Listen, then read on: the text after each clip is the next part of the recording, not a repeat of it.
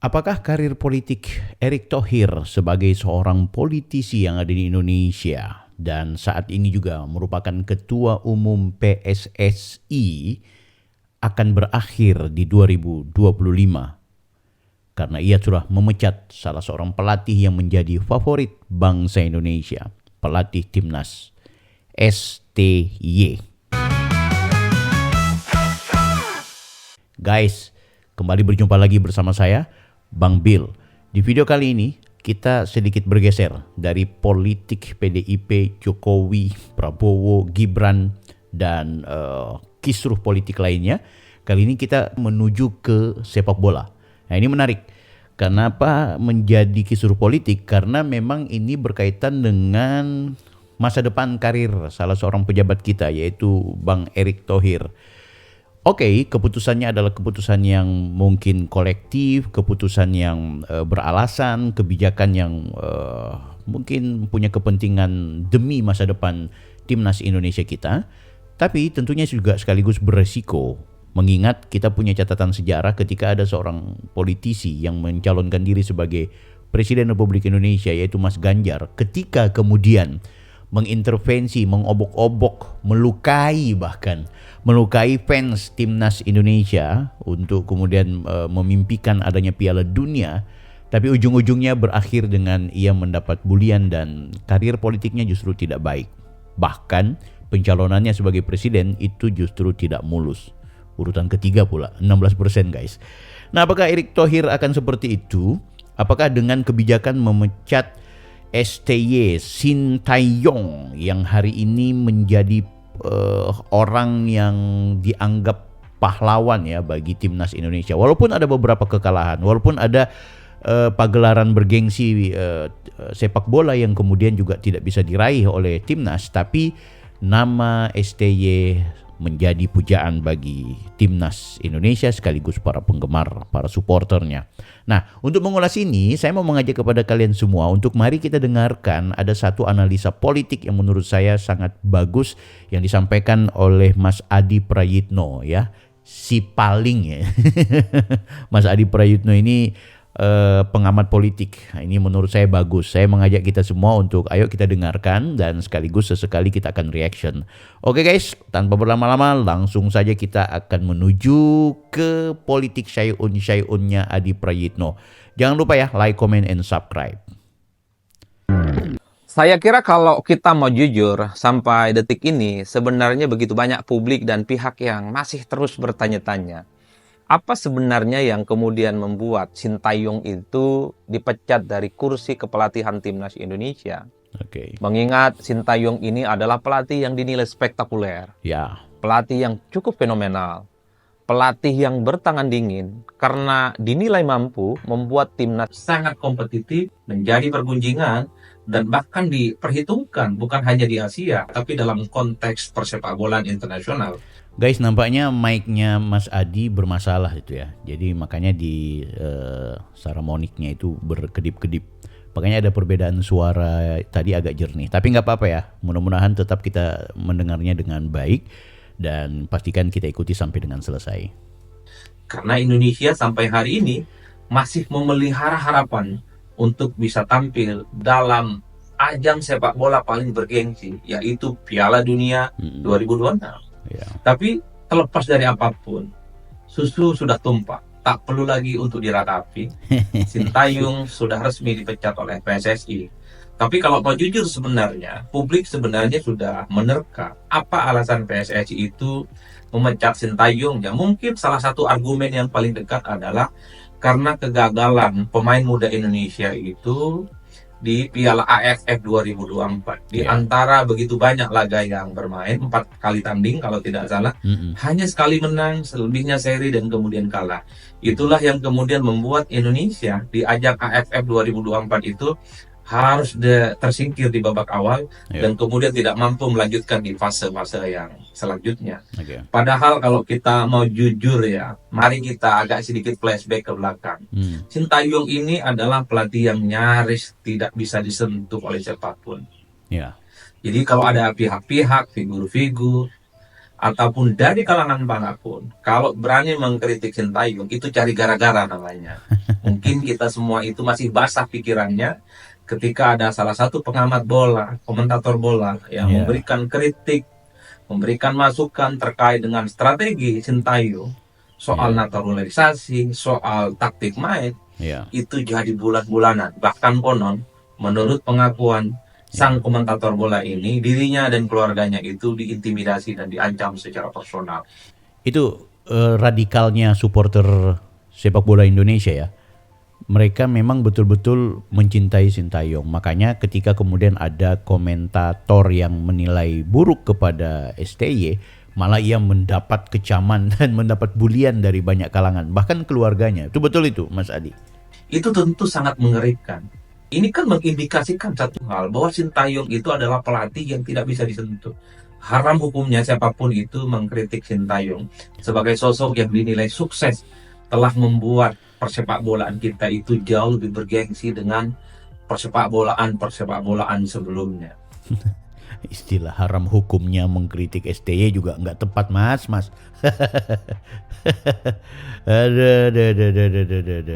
Tidak berhenti di situ. Kita tahu bahwa ada salah satu anggota dewan, anggota DPR RI, orang hebat, coba bayangkan, dipanggil oleh MKD dan bahkan diberikan sanksi kalau tidak salah, hanya gara-gara mengkritik naturalisasi yang dilakukan oleh Sintayong. Itu dianggap sebagai tindakan seorang anggota dewan yang dinilai tidak etis. Itu kan menunjukkan bahwa ketika timnas di tangan Sintayong, itu semuanya on the right track. Strategi, taktik permainan, soal naturalisasi itu dianggap sebagai langkah yang paling jempolan, paling mantap untuk meningkatkan performa permainan sepak bola di Indonesia. Jadi dalam konteks itulah kemudian wajar kalau pihak-pihak yang selama ini sering mengkritik Sintayong itu adalah pihak yang menurut saya memang cari gara-gara, sering dibully, sering dimaki-maki, dihujat dan seterusnya. Tapi hari ini kita mendengarkan, ini kan bagaikan badai di siang hari. Tak ada angin, tak ada hujan, tiba-tiba kemudian Sintayong itu dipecah. Orang kan juga bertanya-tanya, masih ada yang berani nggak? Yang berani mengkritik, siapapun pihak-pihak yang terlibat dalam pemecatan Sintayong itu akan dikritik dan dibully. Ya tentu tidak ada.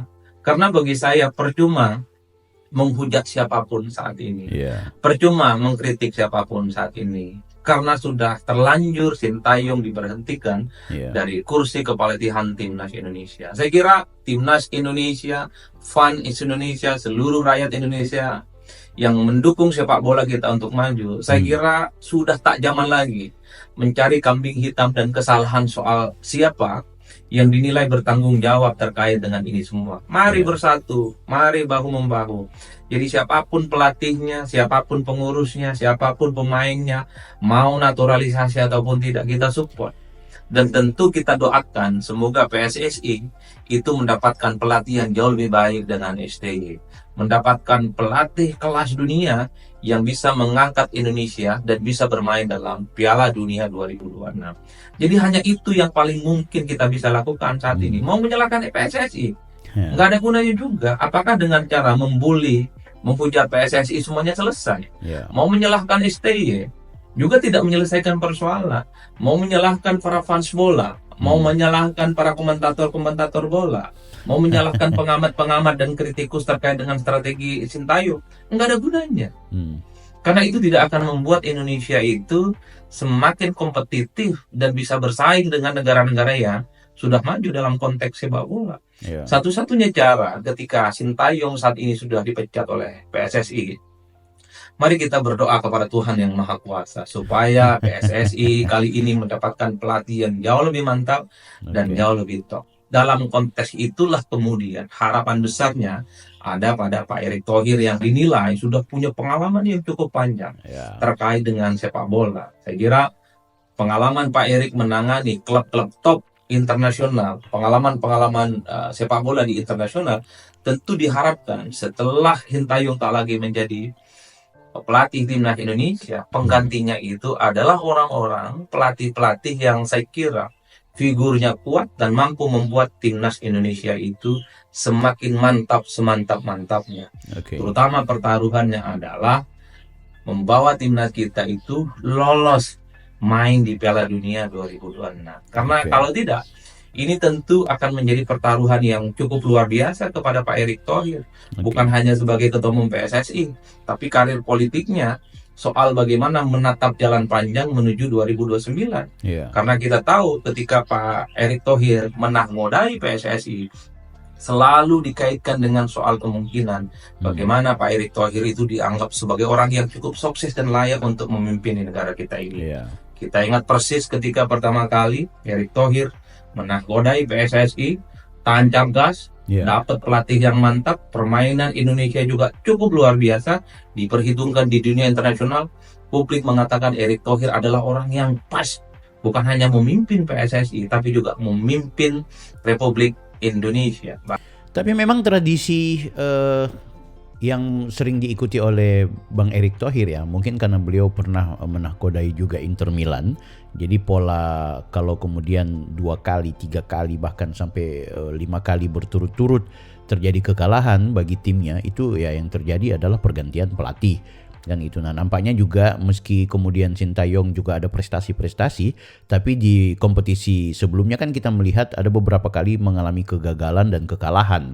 Nah sehingga itu mungkin cara berpikirnya Erick Thohir ini kan cara berpikir Eropa itu, ya udah lo nggak berhasil di sini ya mau nggak mau harus kita depak gitu. Walaupun hampir di setiap tradisi persepak bolaan ya yang namanya kalau tim tidak mendapatkan prestasi maka terjadi pergantian pelatih gitu. Nah tapi memang agak shock karena memang yang namanya STY ini di saat cintanya supporter Indonesia kepada beliau yang memang punya cara dan warna baru terhadap tradisi permainan sepak bola di Indonesia. Nah ini akhirnya mengancam karir politik PSSI, dalam hal ini adalah Erick Thohir, ya kan?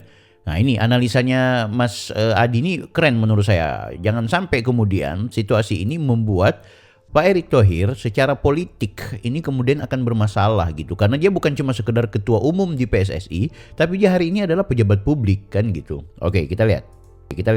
Akan kita tahu dalam proses kandidasi Pilpres 2024, Nah ini. Pak Erick Thohir ini kan hilir mudik Ya. sebagai sosok yang sangat layak untuk memimpin negara kita, baik sebagai calon presiden ataupun sebagai calon wakil presiden.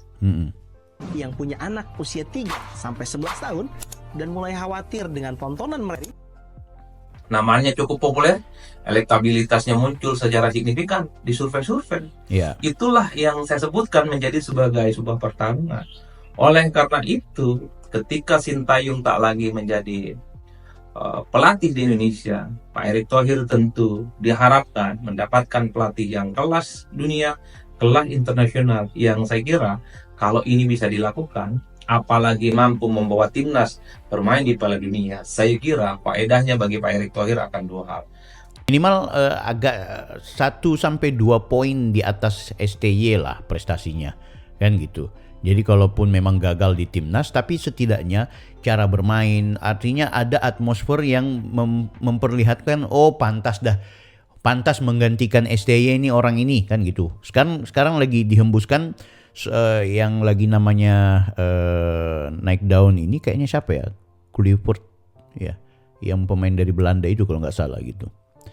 Nanti kita akan cek lagi guys. Pertama misalnya dari segi PSSI akan mendapatkan rekor, dan ini menunjukkan bagaimana reputasi dan kredibilitas Pak Erick Thohir sebagai orang yang cukup berpengalaman dan malang melintang terkait dengan urusan-urusan bola. Dan yang paling penting, ini bisa jadi bekal loh kepada Pak Erick Thohir bisa maju Pilpres 2029 yang akan datang.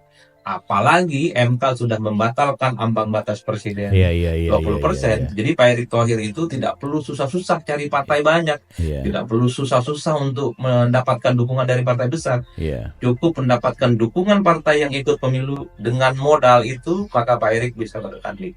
Itulah yang saya sebutkan dari awal, memang persoalan bola di Indonesia kita itu tidak bisa dilepaskan dengan urusan-urusan politik.